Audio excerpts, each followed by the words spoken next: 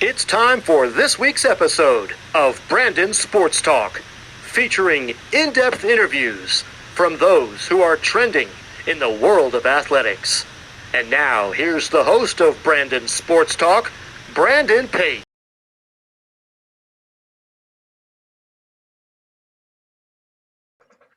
Welcome back to Brandon Sports Talk. In today's episode, I have the privilege to interview a sports blog, Friends of the Court. How are you doing today? I'm doing great, Brandon. Thank you. How are you?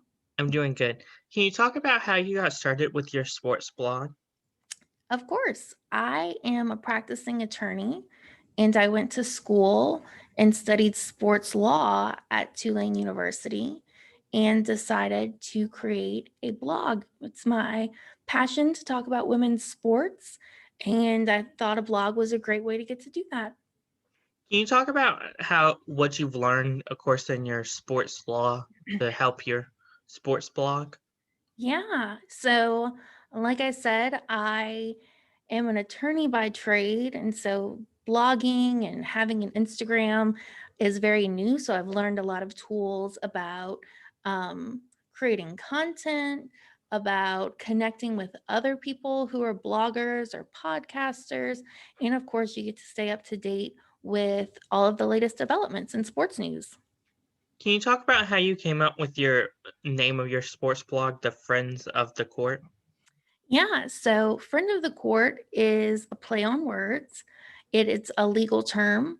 And so you can file, it's called a friend of the court brief and amicus brief, which is essentially you're not a party to the lawsuit, but you're interested in it. And so you want to persuade the court and give maybe interests or some of the policy reasons as to why they should rule a certain way in a given case. And then, of course, it plays on court, like sports courts. So, basketball, tennis courts. And so I thought it was a good fit.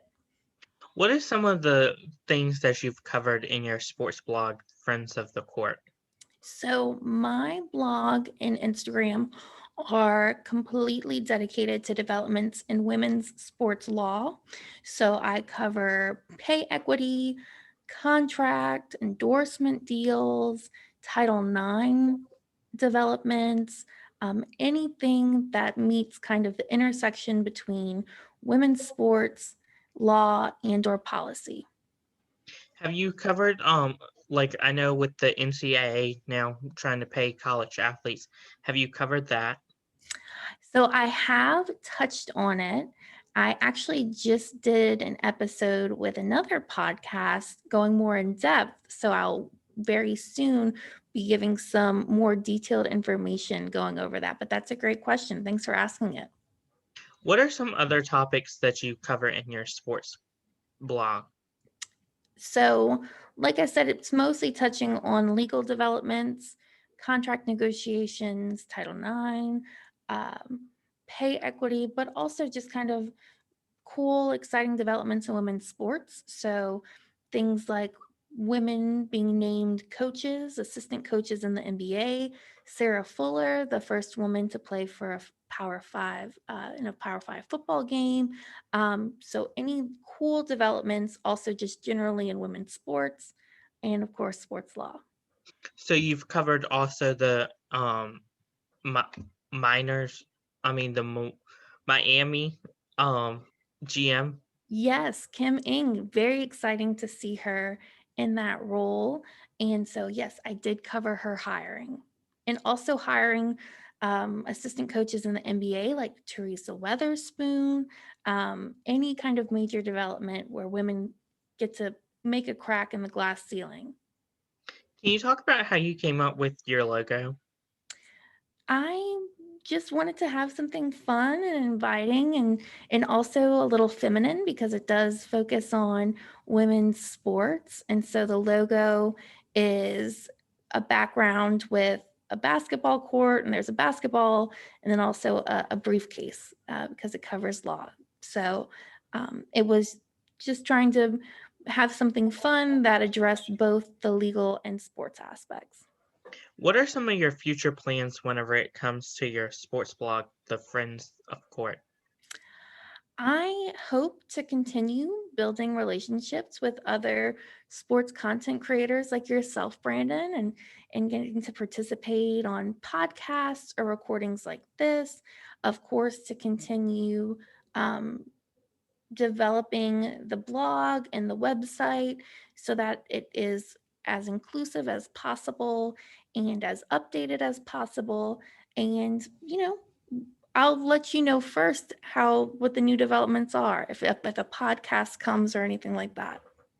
That's wonderful. What are some things that you've learned now that you didn't know before you started a sports blog?